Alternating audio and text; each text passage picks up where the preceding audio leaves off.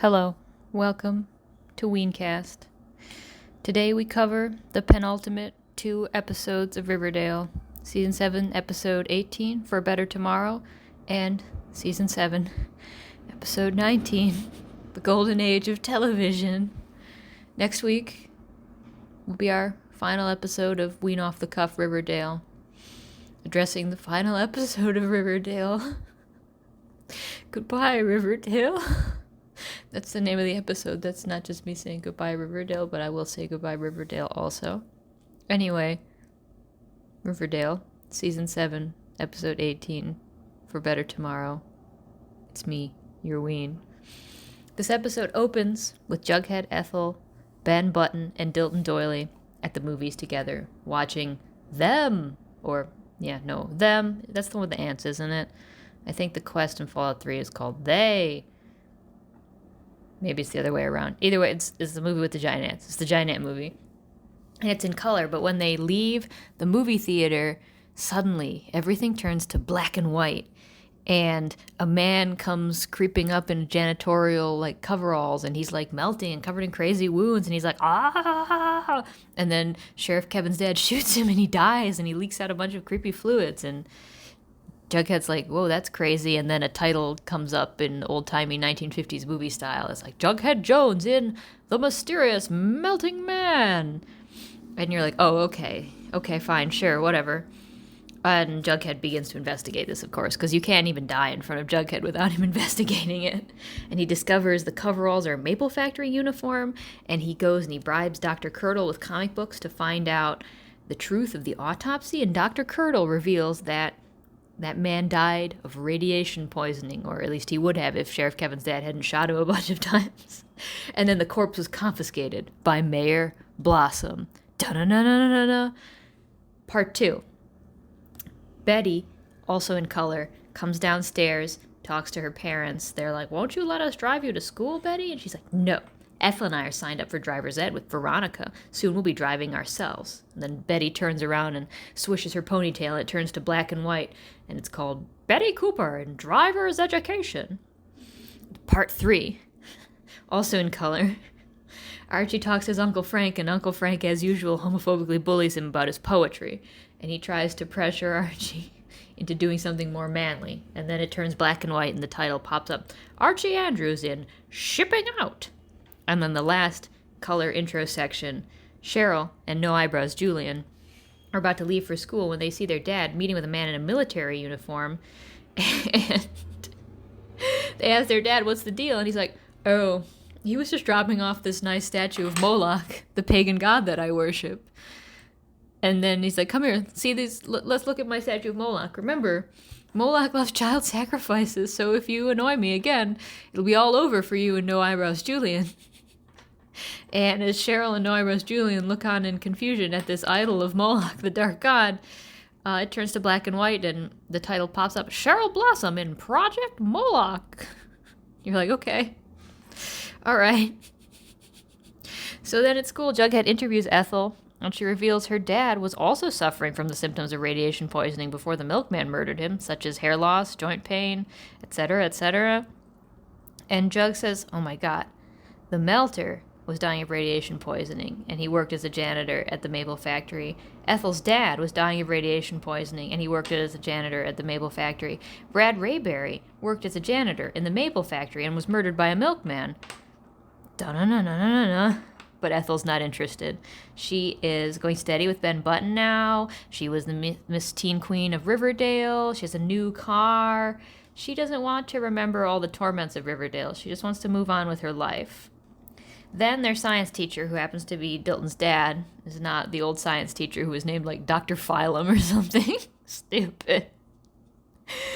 Anyway, Dr. Dilton's dad shows them a video of what to do in the event of the dropping of an A-bomb. And then after the video, Jughead takes everyone aside and explains, no, if they drop the bomb on Riverdale, we'd all die instantly. Which is, he's just like me for real. But everyone else tries to share their survival strategy. Which is that Veronica's like, oh, I'd go into the basement of the Pembroke and hide there forever because it's like a maze. And you could come with me, Juggykins, because still for some fucking reason she's dating Jughead, even though she and Betty kissed 2 episodes ago. Whatever. And then I think Dilton or somebody's like, you gotta have a bunker, a secret bunker. That's the only way to survive. No, it's Clay who says that. It's Clay who says that because Archie says, well, you know, if there was news of the A-bomb dropping, I'd grab my mom and I'd hop in my hot rod and I'd drive out towards the Rockies. You know, no cloud of nuclear radiation's getting over the Rockies. And Clay says, Archie, dear, Archie, you can't outrun an A-bomb, no matter how screaming fast your hot rod is. You gotta get in a bunker. And then Kevin says, I'd hide in a refrigerator. And everybody's like, you would hide in a refrigerator? And he's like, yeah, everybody says you can survive a nuclear explosion in a refrigerator. Which is obviously a reference to Indiana Jones and the Crystal Skull, one of the most hated scenes in, like, I want to say recent film history, where Indiana Jones hides in the refrigerator to survive a nuclear test. But then, I think it's Betty who's like, but Kevin, when you're hiding in the refrigerator, what would you do for food and water? He's like, I'd be in a refrigerator. I'd be in a refrigerator. And then everybody just moves on. And Betty expresses a hope that maybe Riverdale is safe from the A-bomb because it's a nowhere podunk town. And Jughead says, no, the A-bomb is everywhere. He's just like me for real. After school, Archie heads outside and he sees Kevin and Clay trying to tie knots and doing a bad job of it. And he's like, what are you doing, guys? And they tell him they're considering joining the Merchant Marines after high school. Because it's a great way to travel the world and be homoerotic. And Archie's like, gosh, that sounds great for my writing. Plus I love tying knots. He says this. I'm not making this up. He says, plus I love tying knots. Meanwhile, Mrs. Grundy is teaching driving school to all the girls. And they get excited about it. They're practicing with fake steering wheels and pedals and stuff at their desks in the classroom. But she promises that the next day they'll be allowed to practice parallel parking in a real car, which seems like a lot to start with parallel parking. But okay, I guess. That night at dinner, Archie brings up his Merchant Marines idea. Uncle Frank still thinks it's a little too, you know, poety. And Archie's wounded. Dilton finds Jughead and says that he has a plan for him and Jughead to survive a nuclear attack because the Doilies have a secret bunker, because that's where the sex bunker came from, guys. Way back in the day, it was Dilton who had created the sex bunker and that everyone had been going to since then. That was Dilton's bunker originally. And once again, we find the bunker now, once again, a Dilton property. And while in the bunker, Dilton reveals that there's palladium in them thar mines. And the palladium was discovered by Ethel's dad, which suggests, and then of course Ethel's dad died just right after the palladium bombing. Or after, fuck me. Okay, alright. It's already getting hard to make sense anymore. There's palladium in the Blossom mines, just like there always was. And Mayor Blossom is building a palladium bomb, and Brad Rayberry knew, and Ethel's dad knew, and Jughead realizes that Brad Rayberry wrote a whole story about the palladium bomb to try and warn people secretly in science fiction magazines, and Cheryl dreams that as Riverdale's destruction. All of our heroes running around the classroom trying to duck and cover while Jughead stares out the window straight into the eye of the bomb, and then a stock photo of an actual mushroom cloud plays. This is Riverdale. Cheryl wakes up from that nightmare and says, "Damn you, Jughead Jones, and your fear-mongering ways." That's also verbatim. And she creeps out of her bedroom to come upon her parents speaking to each other in Russian because they're Soviet spies. They're Soviet spies. Meanwhile, that day at school, Archie goes to the Merchant Marines Hype Fest recruitment session, and he learns all about the Merchant Marines, and he's like, "That sounds pretty good." And Jughead meets up with Cheryl and asks if she's had any weird experiences lately, which is a ridiculous question to ask Cheryl of all people. Of course she's had weird experiences lately. And they discuss what she learned about her parents being Soviet spies. And they decide to team up. Meanwhile, at driver's ed, Ethel masters parallel parking easily, and Miss Grundy announces they'll be able to get their driver's licenses at the end of the week if they can provide a birth certificate at the DMV. Back home, Uncle Frank is yet again homophobically bullying Archie, but this time it's to pass on the Merchant Marines and just join the real military, torturing Archie with examples about how brave his dad was to join up for the fight in Korea, and he wasn't drafted, he volunteered because he was a true American patriot and a real man, not some kind of ... poet. That night, Cheryl creeps around, pokes inside her dad's desk, discovers a crusty old mining helmet, and then a secret passage with a secret room full of milkman costumes. Yes, the milkman conclusively working for Mayor Blossom. The next morning, Archie has a whole Heart of Darkness moment where he looks at himself shirtless in the mirror from a weird Dutch angle while holding his dog tags. And these are the dog tags of his dad in actuality. And also Vietnam hasn't happened yet. So how are we referencing Heart of Darkness? But luckily, either way, when his mom notices that Archie's wearing his dad's dog tags, she intervenes and says, "Archie, I can't have your uncle homophobically bullying you into joining the army and then dying." That already happened to your dad. Ethel asks Betty to go get her birth certificate from her house because she doesn't want to go back to the house where her parents were horribly murdered, understandably. And so Betty sets out to grab it for Ethel before the end of the day when they have to go get their driver's licenses. But while she's searching the desk, she discovers mysterious things among Ethel's mom's papers in her desk. Things that aren't just Ethel's birth certificate, but are instead hundreds of receipts for payments that Betty's family, the Coopers, made to the Muggses over the years, over the last 17, 18 years, and also a photograph of Betty's dad holding Ethel. Meanwhile, Jughead and Cheryl meet up, talk about what she discovered about how her dad definitely has the milkman as his personal hitman, and they make a plan to go into the palladium mines that night and to bring a camera. That night at dinner, Archie's mom confronts Uncle Frank about why he's such a dick, and Uncle Frank literally says that Archie needs to join the army so he can be set straight. But Archie's mom says, "No, shut up, Uncle Frank. You should leave. It's time for you to leave." Uncle Frank, depressed, goes to stay with Kevin's no, sorry, Freudian slip, gay Kevin's dad.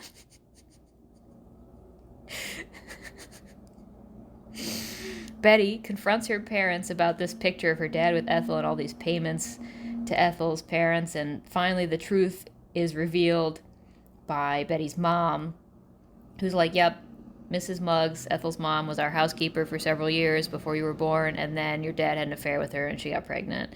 And I had to handle all this drama myself because your father is too much of a weakling and a buffoon." And so Betty and her mom finally reconcile because Betty's like, "Oh, Mom, you've just been a bitch all the time because of this. Oh, okay. That's fine then." Cheryl and Jughead meet up at the palladium mines / nuclear facility, sneak inside, and find something shocking. Meanwhile, the Coopers explain to Ethel about her true parentage and how she's part of their family, and she's like, I don't want this. I want to move on. I'm done with this. Let me out of here. Let me out of here. And the next day, Cheryl and Jughead developed the photos they took at the nuclear facility. And yes, there's a photo of Jughead posing with the palladium bomb. Jughead in front of the fat boy.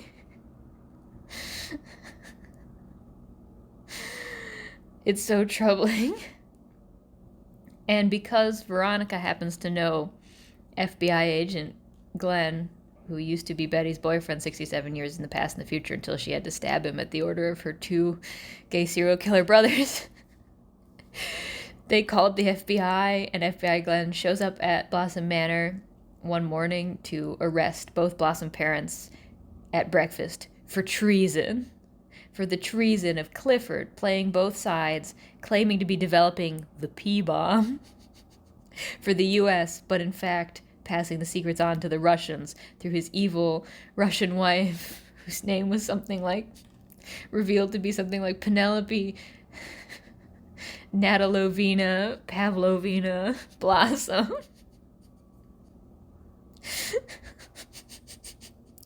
And yes, Clifford had Brad Raybury killed, and had Ethel's dad killed, and had the Melting Man killed because they all knew too much. But now, Riverdale's saved. It's fine. It's fine that someone was developing a nuclear weapon in the palladium mines because the FBI is taking care of it. Don't worry about it. With all that resolved, Ethel decides it's time for her to depart Riverdale with Ben Button, her loving boyfriend. Now that she can drive, she has a license, she has a car from winning Miss Teen Riverdale, and Veronica has gotten her a job in Hollywood to become a storyboard artist. Betty says goodbye, says that she's going to visit. Veronica wishes Ethel the best of luck. Jughead is sad because Ethel was his friend. And Alice, unlike her, is compassionate and kind to Ethel. So Ethel drives away with Ben, triumphant music playing in the background, color melts back in because the whole episode has been in black and white, while Jughead speaks his doom-filled narration. But Ethel gets a beautiful end title that says, The End. Yes, that's right. Ethel has escaped the narrative. And honestly, that's beautiful. I'm so happy for her.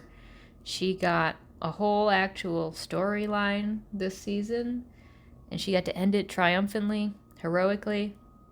A great future, a loving boyfriend, a new car, and a chance to escape from Riverdale. Where did Ethel start? She started in episode 3, the episode where she becomes a victim of fake, false flag slut-shaming.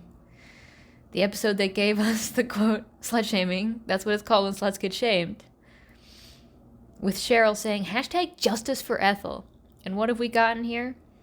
In the third to last episode of the show, we finally got an actual #justice for Ethel.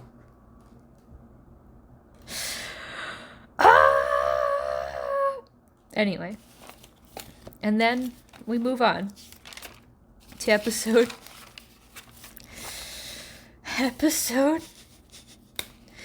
19 of 20. This week's episode, the golden age of television. We begin with Jughead pondering all that we learned last episode. Riverdale has always presented itself as the wholesome town with pep, but now, undeniably, it's in all the papers. It was the site of a secret Soviet P-bomb project that may have been run by a man who worshipped Moloch. What? The darkness is everywhere, and Jughead suggests it demands a new way of being. Archie's approach to this new way of being? Reading On the Road by Jack Kerouac. Betty's approach to this new way of being? Getting annoyed that her parents aren't getting divorced. Alice has a tragic soliloquy about how her whole life she's never even been alone. She lived in her parents' house until the day she married Betty's father. At the Blossom House, this new way of being, it's Nana Rose telling Cheryl and No Brian Bros. Julian that they've got to save the Blossom name. And at Riverdale High, the new way of being is going to be set by the new school principal, because Principal Featherhead has left his post. They say it's for personal reasons, but everyone thinks it's because he was a puppet of the Soviet spy Mayor Blossom. Jughead, not content to see the departure of Featherhead, goes to confront his real enemy, Dr. Werthers, and discovers Dr. Werthers is also leaving. Not to become the principal, but in fact, to go to D.C. to work on government committees about how to cure teen delinquency because it's caused by comic books. And Dr. Werthers assures Jughead that even in his absence, the evil comic book censorship tribunal will remain strong. The comic book death panels. They don't actually say that, don't worry. Archie tells everyone about his exciting plan that this summer he's going to leave town, he's going to ride the rails, he's going to hitchhike, he's going to bum around America, he's going to sleep under the stars, and he's going to become a great on-the-road beat poet. And everybody's like, okay, all right, that sounds better than joining the military, so good. And Veronica and Jughead discuss how Werther's last act has been to pass on all the information about why they're censoring yet another issue of Pep Comics that Jughead worked on. This time, it's his adaptation of W.E.B. Du Bois's The Comet, because of the interracial relationship at its heart, even though it's a beautiful story that Tabitha recommended to Jughead before she left to travel with the NAACP. And Jughead suggests, well, they won't let us make the comic, but maybe we could make a movie instead of a comic? And Veronica is, she's a little seduced because she had such a good movie producer arc with Josie a couple episodes ago. Meanwhile, the principal position is still unfilled, so Tony and Betty team up to appeal to Alice, who's the head of the PTA, to hire one of the black teachers who was left unemployed when Riverdale High integrated, and so a number of black schools in the town were closed, so everybody could be transferred to the main, formerly all-white Riverdale High. And who should this new teacher be? This new principal? But Principal Weatherby, yes. And because he was not a member of Chad Michael Murray's cult, in this timeline he has all his fingers. And he gives a thunderous speech about how the students must labor towards social justice and be heroes. And afterwards, Archie meets up with him and asks if he could bring back Mrs. Thornton, the nice teacher who got fired for being a communist. And Principal Weatherby's like, oh yeah, totally. And Archie and Weatherby aren't the only ones bending the long arc of history towards justice, because Cheryl bursts into Vixen cheerleading practice and unseats Evelyn as the leader of the Vixens with a dance-off because she's Cheryl. Evelyn doesn't even try to compete. Cheryl just does her routine, I believe, to Rockin' Robin, and then Evelyn screams out loud and runs away. And then Cheryl turns around and comes out to the whole cheer team as a lesbian and tells them they're off the force if they have a problem with that, but turns out all the cheerleaders were gay all along. That's just how it is in Riverdale. Meanwhile, at Pep Comics, the editor-in-chief says they've got to press ahead with the Comet story, but after that, the company's going to fold, so they're going to publish it with or without the Comics Code seal of authority, and hope it reaches somebody. Pep Comics swan song, and Jughead's going to write the last editorial. At the place where mail comes, the post office. At the post office, Betty receives a copy of her self-published manifesto, The Teenage Mystique, that has a picture of her boudoir photos on the cover, and it still doesn't make the book sound less like it's creepy sexually about teens, but okay. All right. And Kevin heads over to the motel to deliver some soup to his dad because he already wasn't feeling well, and discovers his dad in a bathroom And Uncle Frank coming out of the shower with just a towel on.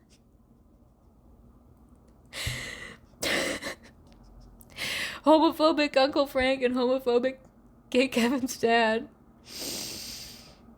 are also gay. You knew it had to happen? Back at the Cooper's house, Betty shows her mom her book, The Teenage Mystique, and her mom is like, it makes me feel weird, Betty, and she's not wrong. The next day at school, Mrs. Thornton returns, and she's proud of Archie. She's proud of his growth as a poet, and she's excited for his plan to ride the rails. And Veronica approaches Clay about hiring him to write and direct the movie of the comet because she's now bought the rights to the story. And she and Clay are both on the same page about who's going to star. Yes, it's Sidney Poitier. So their movie career is underway. But poor Reggie is in a state of despair because his dreams of going to this basketball camp that Uncle Frank set up for him, the best basketball camp in the country, are crushed because they've changed the dates. And now camp is during sweet corn harvest. And he can't miss sweet corn harvest with his parents back in Duck Creek because, gosh darn it, that's where all the money for the year comes from. And so Archie gives up his plan to ride the rails so he can take Reggie's place on the farm. And he can harvest the sweet corn. And Reggie's like, but Archie, my parents aren't going to be able to pay you. And you're just going to do this for me while I'm at basketball camp? And Archie says, yeah, I will. It's going to be good for me. I'm going to think about nature and farming, and I'm going to learn to play the ukulele. He says that. I'm not making that up. He says, I'm going to learn to play the ukulele. And that's because I love you, Reggie. And Reggie says, I love you too, Archie. And they hug because they're boy best friends. Alice finally reads Betty's book, and she's moved, and she's proud, and she's crying, and she's like, oh, you have so many dreams, and you're so brave, Betty, and here I am all withered up, a mom and a housewife and nothing else. And Betty says, Mom, you told me once you dreamed of being a plane stewardess. There's still time. You're such a tremendous MILF. You could still be a plane stewardess. And she's right. Jughead angrily pens his editorial for Pep Comics, condemns the censorship machine. He continues to exhort his readers to hope for the future, for the powerful lessons they've learned in the pages of Pep Comics, even as the company itself folds and the evil censorship board remains in power. And then this is when the episode goes fucking nuts. Because then he goes home sadly, and he discovers Tabitha in his train car. And it's not Tabitha who is traveling with the NAACP right now. It's future Tabitha. It's Angel Tabitha. It's time travel Tabitha. And she turns on a TV, a color TV, and she shows him Riverdale. She shows him the show that we were watching. And it starts just the way it started, with the montage of the town and the song and Jughead narrating, saying, this is the story of a small town, and it's Riverdale. He watches Riverdale, the show we're watching right now. And after that, he needs a stiff drink, because he's regained all his memories. He's regained all his memories. He remembers all 7 seasons of Riverdale. He was there at the threshold of revelation. And Tabitha explains that because of our heroes' brave efforts, they did save the future. There will be no comet. There will be no 10,000 years of darkness, no extinction level event in Riverdale because of our heroes' devotion to social justice. But in order to save and stabilize this timeline, where the future only gets better and better, Tabitha had to blend all the timelines into one final one, which means there's no 2023 to return our heroes to. This is now congealed into their present, 1955. And so the best she can do is to give them back their memories and give them a chance to choose between recalling all that came before 67 years ago in the past, in the future, or to forget it all and start again in the year 1955. Jughead explains all this to his friends, and to their credit, instead of blowing him off like they did at the beginning of the season, they're like, okay, all right, we'll give it a try. And Archie draws the short straw and has to do it first. He goes to Jughead with the bunker. Jughead puts on the tapes and he says, in the future, this is called binge watching. And Archie watches all of Riverdale. And afterwards, the next morning, they have a post-mortem. It pops. Archie's floored by all his past lives. He was a boxer. He was a prisoner. He was a soldier. He was all the things they list in that 5 Seconds to Mars song that plays on every AMV ever. He was everything. He doesn't know what to tell the others. He doesn't know what to do with all that he saw. He never thought he would see his dad again. And he didn't think he would have to see his dad die again. Archie, he's just a little creature. He's just a gentle beast. Betty and Veronica want to see next. And so they come in and they visit the bunker with Jughead and they watch it all. And afterwards they're like, Jughead, you should add some content warnings. That was disturbing and it was horrible. It was deeply upsetting. They both remembered the various people they all murdered and all the people in their families who were murderers. And basically murder. So with the next batch of people, Jughead does offer a content warning. Except for Kevin and Julian, who refuse to attend. Julian, because he finds out in the TV story he's a doll. And Kevin, because he finds out that Clay only exists in this timeline. He doesn't want to watch if Clay's not there. And also, much of the rest of the show is not flattering to poor Kevin, so he's better off that way.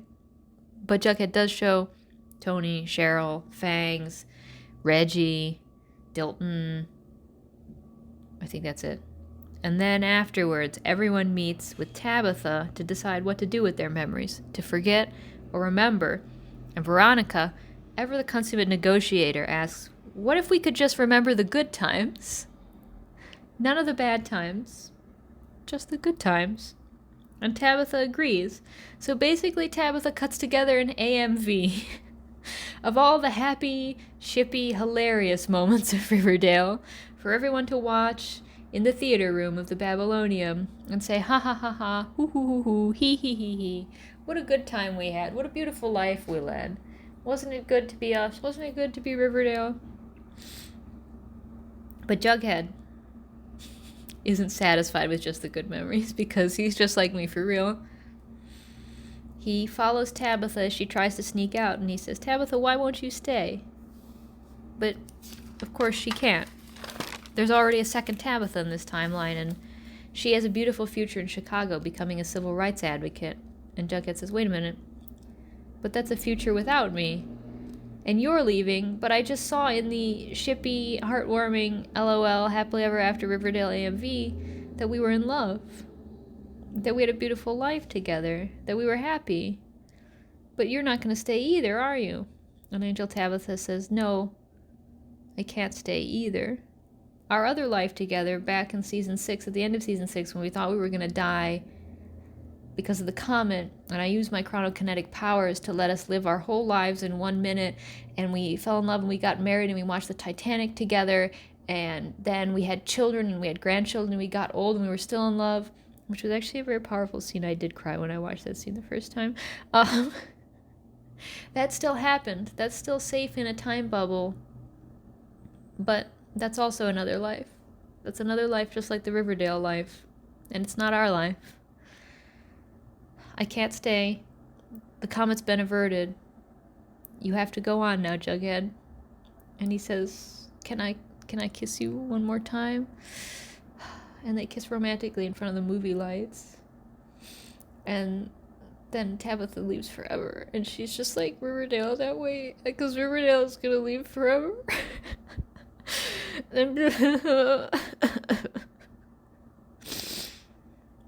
She's just like Riverdale. Because she's leaving forever. And then Jughead tells us that he chose to remember all of the past, the good and the bad, while his friends chose to only remember what was in the Happy Times AMV. He won't let go of everything that was Riverdale, good and bad. And, you know, one other person also chose to remember it all. And that other person was Betty, because she's fucking crazy. And she starts remembering things, and she starts remembering her issues, and how she used to dig her fingers into her palms so hard that she would cut her palms open with the pattern of her fingernails, and then she does it now in the 1950s time. Because anxiety never sleeps. And then, you know, that's it. That's Riverdale. Jughead says, then we all prepared to leave Riverdale forever. Next week's episode will be the final episode of Riverdale, and it's called Goodbye Riverdale. And I watched the promo for it, and it was just 20 seconds of all the characters hugging each other. And honestly, if it's 45 minutes of all the characters hugging each other, I'll be satisfied. Because we've kind of said what we needed to say, I think, with this episode. It's not yet time to retrospect on everything that Riverdale was and is, and what was the final meaning of Riverdale, because, of course, we can't say that without having seen Goodbye Riverdale, the final episode of Riverdale. But I think I can say now that I understand. I understand what Roberto